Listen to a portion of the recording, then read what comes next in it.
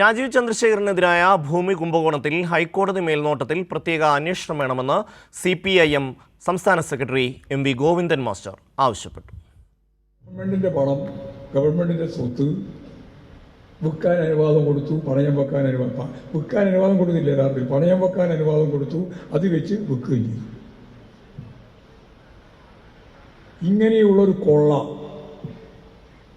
നടത്തിയിട്ടുള്ള ഒരാളാണ് ഈ പറയുന്ന രാജീവ് ചന്ദ്രശേഖരൻ എന്ന BJP പ്രസിഡന്റ്.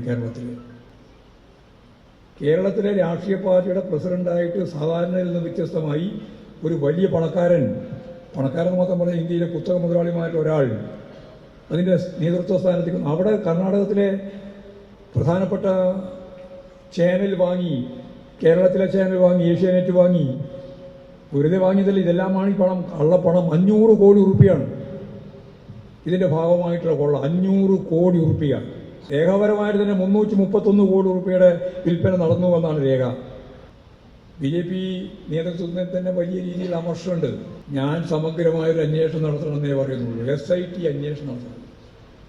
കർണാടക ഹൈക്കോടതിയുടെ കീഴിൽ ഇങ്ങനെയാണ് ഈ കുംഭകോണം നടത്തിയത്. 500 കോടി ഉറുപ്പിയുടെ കൊള്ള നടത്താൻ ആരൊക്കെ സഹായിച്ച മന്ത്രി ജയിലിലുണ്ട്, ബാക്കി ആരൊക്കെ സഹായിച്ചു എന്നുൾപ്പെടെയുള്ള കാര്യങ്ങൾ ഈ രാജ്യത്തിലെ ജനങ്ങൾക്ക്, പ്രത്യേകിച്ച് കേരളീയർക്ക് അറിയാൻ അർഹതയുണ്ട്. കാരണം അദ്ദേഹം ഇപ്പോൾ കേരളത്തിലെ BJPയുടെ സംസ്ഥാന പ്രസിഡന്റാണ്.